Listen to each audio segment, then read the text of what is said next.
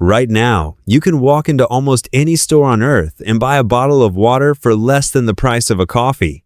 It's so easy that finding water isn't really a skill anyone alive today needs to have. But for most of human history, in the driest environments on the planet, locating water wasn't an inconvenience.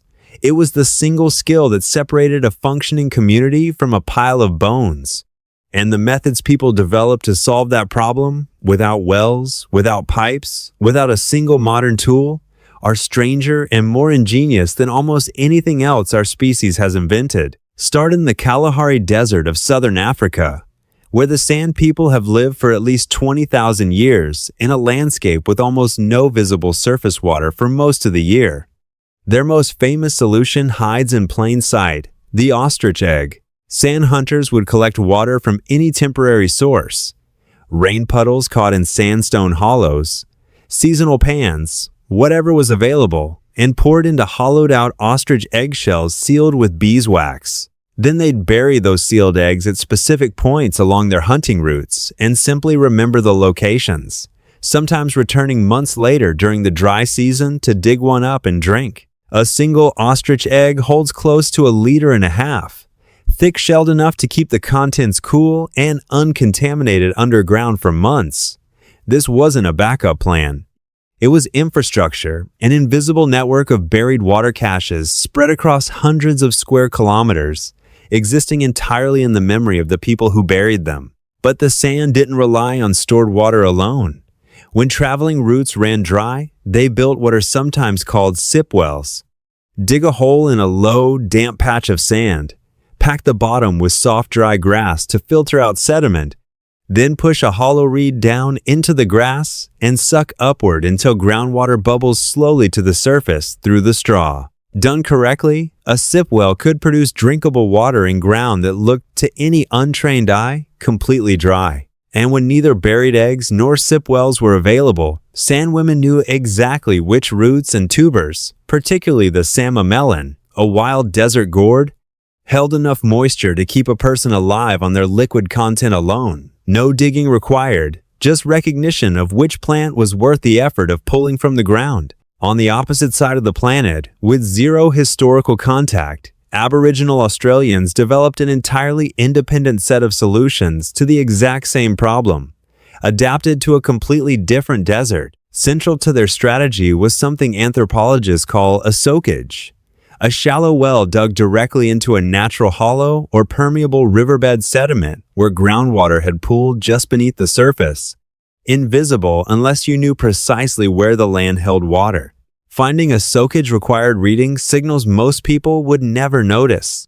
The flight patterns of zebra finches, a bird that rarely travels more than a few kilometers from a water source, told experienced trackers where to start looking. So did ant trails leading up tree trunks toward water-filled hollows, and mosquito activity, since mosquitoes almost never breed more than 100 meters from standing water. And then there's the strangest solution of all. In the driest stretches of the Australian outback lives a species called the water-holding frog. When conditions turn dry, this frog burrows up to 1 meter underground, secretes a mucus cocoon around its body to seal in moisture, and effectively goes into suspended animation, sometimes for years.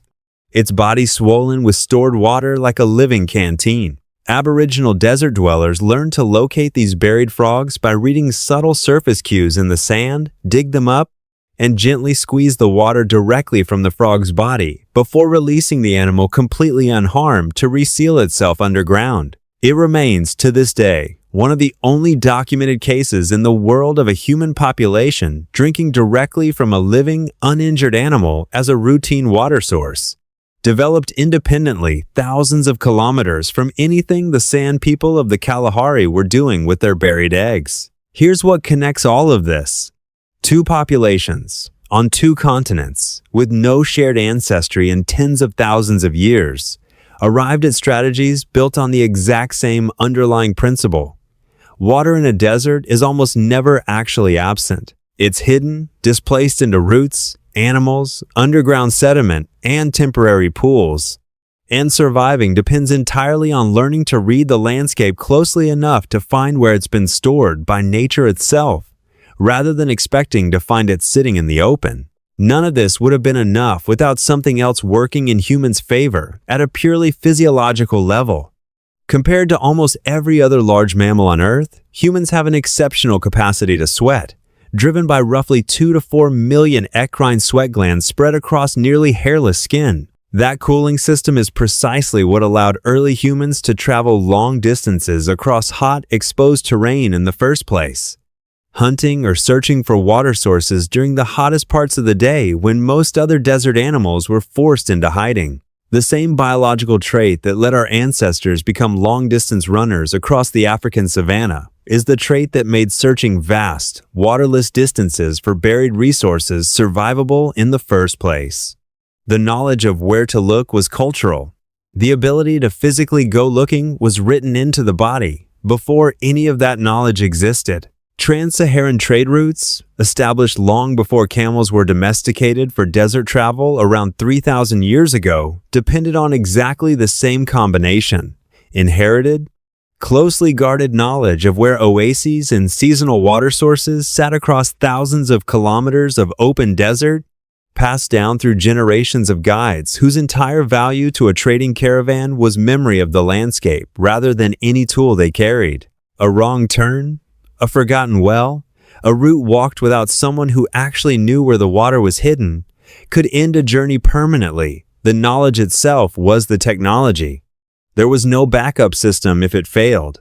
So the honest answer to how ancient humans crossed deserts without water sources is that in almost every case, water sources existed the entire time. They just weren't visible to anyone who hadn't spent a lifetime or inherited generations of accumulated knowledge, learning exactly where the desert had been quietly hiding them. Underground, inside a root, sealed in an eggshell, or curled up asleep inside the body of a frog. Next time you twist open a bottle of water without a second thought, remember that the ease of that motion erases one of the most demanding and specialized bodies of survival knowledge our species ever developed. Knowledge so precise and so hard-won that entire human lives, an entire trade network spanning continents, depended on someone remembering exactly where, in a landscape that looked like nothing but sand, the water had always been.